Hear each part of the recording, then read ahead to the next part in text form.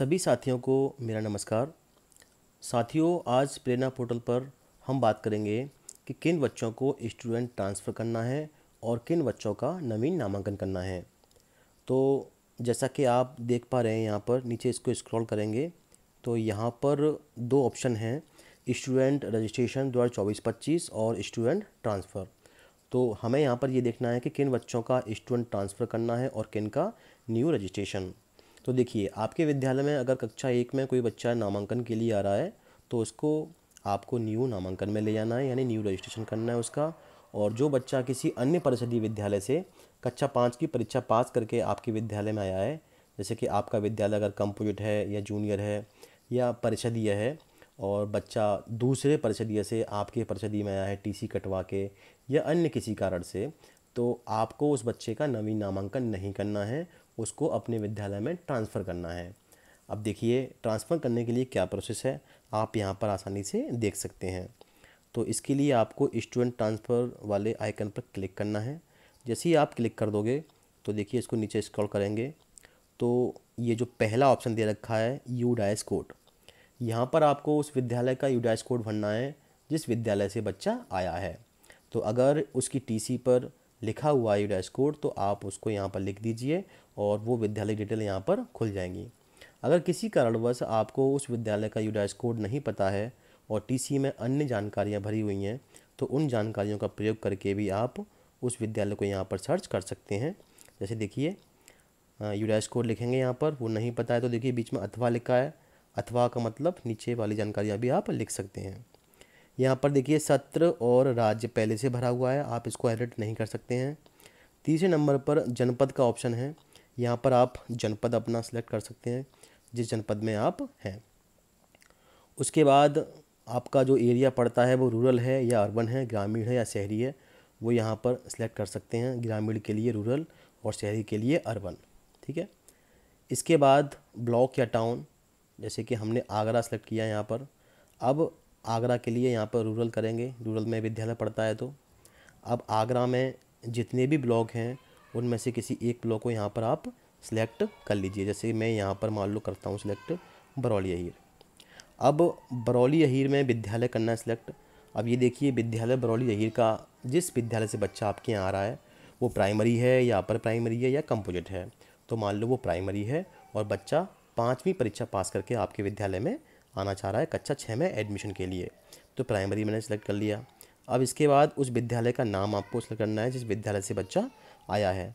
तो मान लो उस विद्यालय का नाम अम्बेडकर नगर है, तो मैं यहाँ पर इसको सेलेक्ट कर लेता हूँ।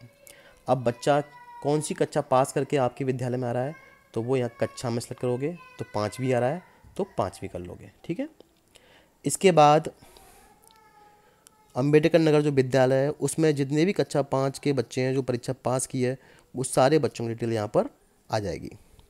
अब इसमें से आप देख लीजिए कि बच्चा कौन सा है, जिसका नाम है उस नाम के आगे टिक कर देंगे। जैसे मुझे आकाश को अपने विद्यालय में कक्षा 6 में एडमिशन देना है, तो मैं आकाश के नाम के आगे यहाँ पर टिक कर दूंगा। और ये एसआर संख्या, ये बच्चे की वो वाली एसआर संख्या है जिस विद्यालय से बच्चा आ रहा है, यानी पुरानी एसआर संख्या है। जिस डेट में आप बच्चे का नाम अपने विद्यालय में लिख रहे हैं वहाँ पर स्थानांतर दिनांक यहाँ पर लिखनी है। जिस भी डेट में आप बच्चे का नाम लिखना चाह रहे हैं वो डेट यहाँ से सिलेक्ट कर सकते हैं। मई में लिख रहे हैं तो मई का, अप्रैल में लिखना चाह रहे हैं तो यहाँ से अप्रैल करके सिलेक्ट, और यहाँ से अप्रैल की डेट आ जाएंगी। जैसे 1 अप्रैल को लिखना चाह रहे हैं तो 1 अप्रैल यहाँ पर सिलेक्ट कर लीजिए, ठीक है। देखिए 1 अप्रैल 2024। इसके बाद इतना करने के बाद आप इसको नीचे स्क्रॉल करेंगे और जैसे नीचे स्क्रॉल करेंगे तो देखिए बाकी सारे फील्ड भरे हुए हैं, उनमें आपको कुछ नहीं करना है। अब आता है स्थानांतरण की कक्षा, यानी आप उस बच्चे का एडमिशन कौन सी क्लास में करना चाह रहे हैं। तो जैसे मैं करना चाह रहा हूँ, अब देखिए मेरा प्राइमरी स्कूल है और प्राइमरी का ही बच्चा मैं अपने में लाना चाह रहा हूँ, तो ऐसा तो पॉसिबल है नहीं। अगर मान लो मेरा विद्यालय जूनियर होता या कंप्लीट होता तो यहाँ पर कक्षा 8 तक क्लास आई होती, ठीक है।